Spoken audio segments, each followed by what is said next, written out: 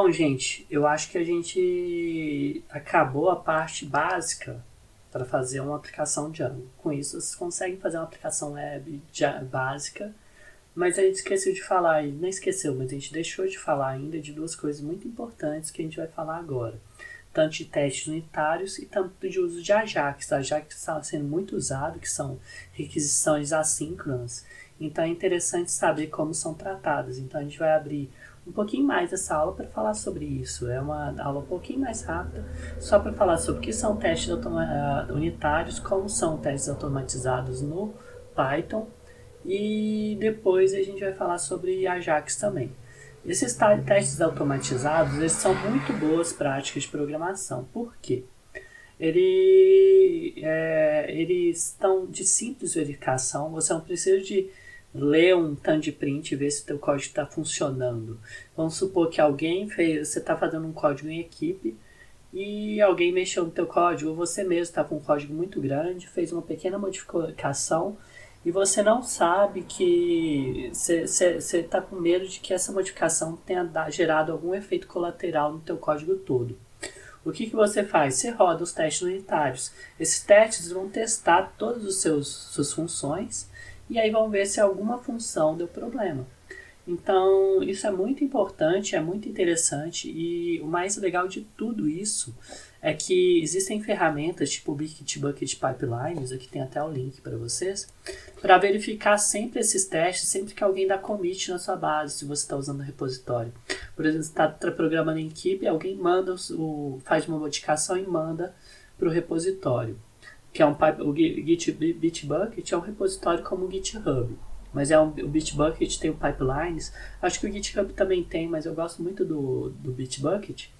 E aí o que acontece? Se você envia alguma coisa e envia algo que deu algum erro na tua ferramenta, tua aplicação, esse erro, se esse erro, algum teste automatizado acusar esse erro, esse commit, você vai conseguir dar esse commit, mas as pessoas vão receber uma mensagem falando, o teu commit falhou nos testes do pipeline e tal, na hora que esse usuário enviou alguma coisa. E é muito bom, porque aí a pessoa sabe aonde começou a dar pau o código. Deu pau porque algum aluno, você sabe que usuário, que desenvolvedor, quer dizer, né, que fez alguma coisa de errado, que fez dar pau o código. E aonde que deu pau, para até conversar com esse desenvolvedor, não xingue eles, um dia vai ser você também, para ver, às vezes foi você, para às vezes vocês corrigirem o erro que deu. Então é muito legal isso, você sabe aonde exatamente começou a dar o erro, então é muito gostoso fazer isso, é muito bom, e por isso que eu gosto de mostrar isso. Aqui tem a documentação também, o link da documentação. Então, e é possível usando teste unitário, o Django. Teste unitário você pode usar em Python, né? Tipo, Python tem uma API para teste unitário. O Django tem uma API a mais que, além do normal que o Python já faz, isso daqui é a documentação do teste unitário para Django, ele tem outras, ele possibilita você simular requisição, simular autenticação, então fica muito legal, que aí você consegue simular a tua aplicação. Então isso é muito divertido. Por isso que é legal fazer uma aplicação Django. Então, assim, o que você tem que fazer para criar um teste unitário? Você tem que criar uma classe de teste que vai ser subclasse da test case desse módulo Django Test Cases.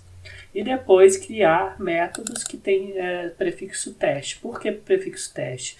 Porque por padrão, rodando ele do lado de fora do teu código, se você tem o prefixo teste, você vai executar ele.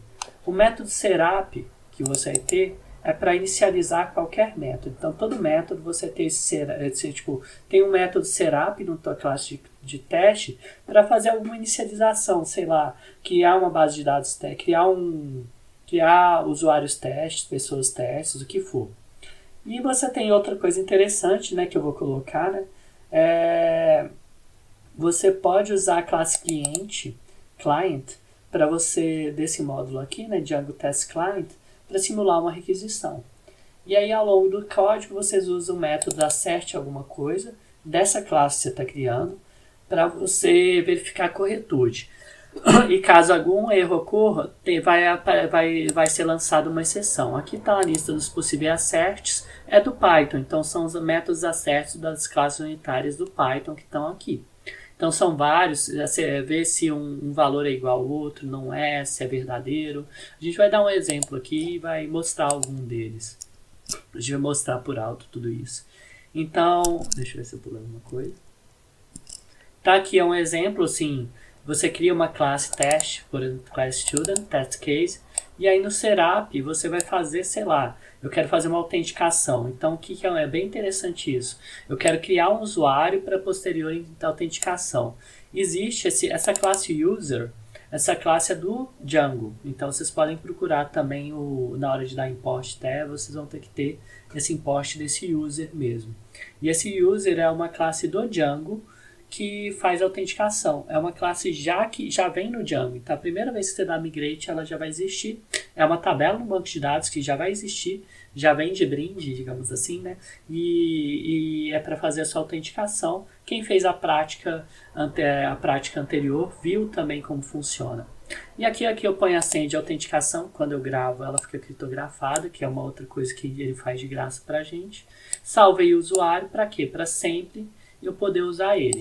E uma coisa interessante, o Serap é tipo quando você executa o teste, ele cria uma base de dados de teste vazia. E aí quando você começa a fazer as coisas, quando você vai testar, você testa numa base de dados vazia. E aí você tem que criar os seus dados para testar. Para que sempre, para cada teste, você vai ser excluído. É excluído todos os dados para você mexer numa base de dados limpa, para que cada dado seja independente, para cada teste seja independente. Esse slide está falando exatamente isso. Então, os dados são independentes, então sempre uma base de dados novas é criada, então depois ele é rodado o método Serap para criar dados de teste e tal, e é rodado o método de teste, e depois dá o teardown, se existir, e depois os dados da base de testes são completamente removidos para não afetar os demais testes.